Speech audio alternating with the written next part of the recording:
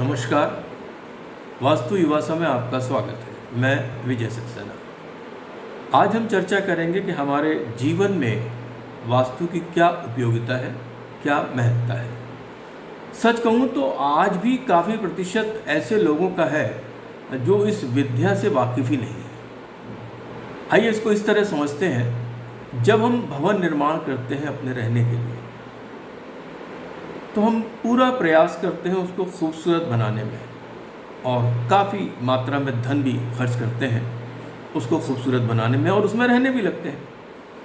किंतु कुछ समय बाद ऐसा लगता है जैसे जो आज तक हमारे जीवन में परेशानियां नहीं थी वो दिखाई देने लगती हैं और धीरे धीरे जब परेशानियां बढ़ जाती हैं तो हम उनकी सुविधा के लिए या उनको दूर करने के लिए कुछ हमारे शुभचिंतक हैं वो बताते हैं कि आप इनसे पूछ लीजिए या उनसे पूछ लीजिए। हम लोग जाते हैं, दौड़ा भागी करते हैं, क्योंकि परेशान जब आदमी होता है तो पूरा प्रयास करता है कि मैं किसी तरह शांत चित्त रह के इस भवन का आनंद ले पाऊँ।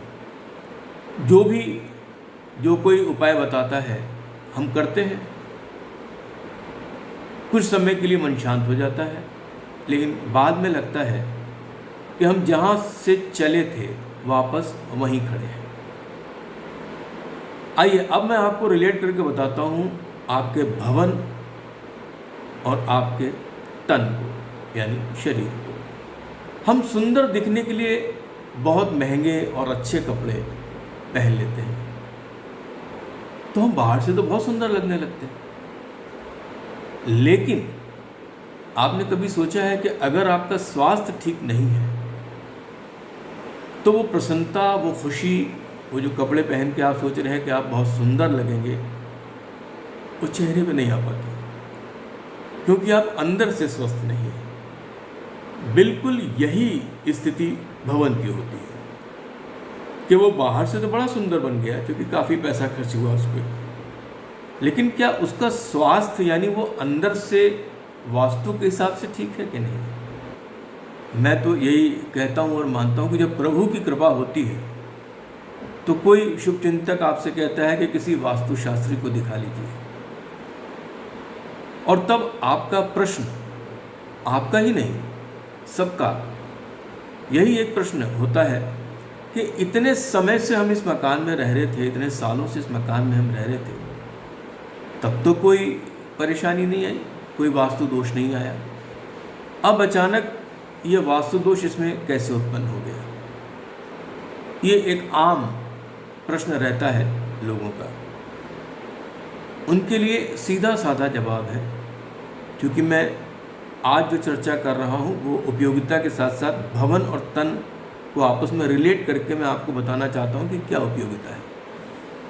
तन भी तो बचपन से आपके साथ में था, काफ़ी समय से आप इस तन में रह रहे हैं, बिल्कुल स्वस्थ थे, कुछ नहीं हुआ था। फिर अचानक वक्त के साथ, उम्र के साथ इस तन में, इस शरीर में कैसे व्याधियां उत्पन्न होने लगती हैं। जैसे ब्लड प्रेशर फ्लक्चुएट हो जाता है, कभी शुगर फ्लक्चुएट होने लगती है, थायराइड बढ़ने लगता है। तो ये वक्त है, ये उम्र है हमारे तन की और हमारे भवन की। धीरे धीरे इस तन में भी व्याधियां उत्पन्न होने लगती हैं। इसी तरह जिस भवन में हम कई वर्षों से रह रहे हैं उसमें भी व्याधियां उत्पन्न होने लगती हैं, जिन्हें हम वास्तु दोष कहते हैं। हम डॉक्टर के पास जाते हैं ये सोच के तो नहीं जाते कि भाई हम तो बिल्कुल स्वस्थ थे और क्यों हम डॉक्टर के पास जाएं, व्याधियां उत्पन्न हुई इसीलिए तो जाते हैं। और वास्तुशास्त्री के पास भी हम इसीलिए जाते हैं क्योंकि हमारे भवन में अब व्याधियां उत्पन्न होने लगी हैं, तो वो हमें परेशान करने लगा है। हमारी समस्याएं हमें दिखने लगी हैं जो इतने सालों से हमें नहीं दिख रही थी, अब नजर आने लगती हैं। तो जैसे चिकित्सा शास्त्र में है कि डॉक्टर आपको छोटी मोटी कुछ बीमारी अगर होती है, सर्दी जुकाम वगैरह, तो उसके लिए आपको दवाइयाँ दे देता है, आप ठीक हो जाते हैं। वही चीज़ वास्तु में है।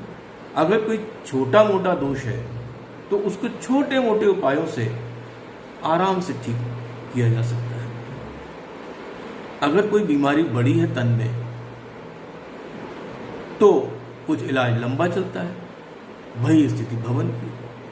अगर कोई दोष ऐसा है कि वो शीघ्र ठीक नहीं होने वाला तो कोई बात नहीं, हम उसका उपाय कुछ समय तक के लिए करते हैं। जैसे दवाइयाँ 4-6 महीने के लिए खाते हैं, उसी तरह उपाय भी 4-6 महीने तक करने के बाद इंतजार करते हैं कि भाई शायद अब इसका रिजल्ट आए, और आता है। शरीर में ऐसी व्याधियां हो जाती हैं कि उन्हें हमें चिकित्सा करनी पड़ती है और शल्य चिकित्सा करनी पड़ती है, ऑपरेशन जिसे कहते हैं।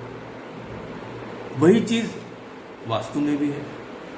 कुछ दोष ऐसे उत्पन्न हो जाते हैं भवन में कि जिसे हम वास्तु में सर्जरी टेक्निक कहते हैं, है वो भी बहुत छोटा सा उपाय। सर्जरी टेक्निक से हम उसको भी ठीक कर लेते हैं। हाँ, ये बात जरूर है कि वास्तु में हम अब जहां तक मैंने महसूस किया है कि पहले जब हम वैदिक वास्तु के बारे में जानते थे या वहीं तक सीमित थे, तो जो पुराने या वैदिक वास्तुशास्त्री आते थे वो भवनों को तोड़वाते थे कि ये चीज़ यहाँ से तोड़ के वहाँ रख दीजिए, या ये भवन या ये कमरा यहाँ से तोड़ के यहाँ कर लीजिए। तो वो बड़ा परेशानी वाला सबब हुआ करता था। आज वो स्थिति नहीं है। आज वास्तु में जैसे चिकित्सा क्षेत्र में काफ़ी शोध हुए हैं, काफ़ी रिसर्चेज हुई हैं, उसी तरह वास्तु में भी काफ़ी शोध हुए, काफ़ी रिसर्च हुई, और उसका नतीजा ये निकला है कि आज हम जब वास्तु करते हैं तो कोई भी चीज़ की तोड़ फोड़ नहीं करवाते, और उससे जो हमारा क्लाइंट है वो परेशान नहीं होता। क्योंकि ये एक बहुत बड़ा काम होता था कि इस कमरे को तोड़वा के वहाँ कर लिया जाए, या ये बाथरूम तोड़वा के यहाँ कर लिया जाए, किचन तोड़वा के इस जगह कर दीजिए, तो वो संभव नहीं हो पाता था। और यही कारण रहा कि वास्तु विज्ञान हमसे, हमारे जीवन से दूर दूर होता चला गया। आज वो चीज़ें बहुत परिवर्तित हो गई हैं, बहुत सुविधाजनक हो गई हैं। आज हमारी जो वास्तुशास्त्र में नए शोध हुए उनसे हम कोई चीज़ तोड़वाते नहीं हैं, छोटे मोटे उपाय करते हैं, कभी रंगों की टेक्निक से, तो कभी कुछ प्रतीक चिन्हों से, और जैसा मैंने आपको बताया कि हम सर्जरी टेक्निक भी अपनाते हैं, तो उसमें भी छोटी छोटी धातु की कुछ पट्टियाँ होती हैं जो ज़मीन में हम लगा देते हैं, और उससे समस्याएं दूर हो जाती हैं।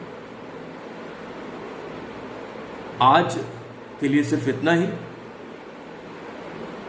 मुझे लगता है कि आपको पसंद आई होगी बात कि किस तरह से हमारा भवन और हमारा तन एक दूसरे से रिलेटेड है, और किस तरह से हमारे भवन की समस्याओं को हम दूर कर सकते हैं, जिस तरह से हम अपने तन की समस्याओं को दूर करते हैं। धन्यवाद।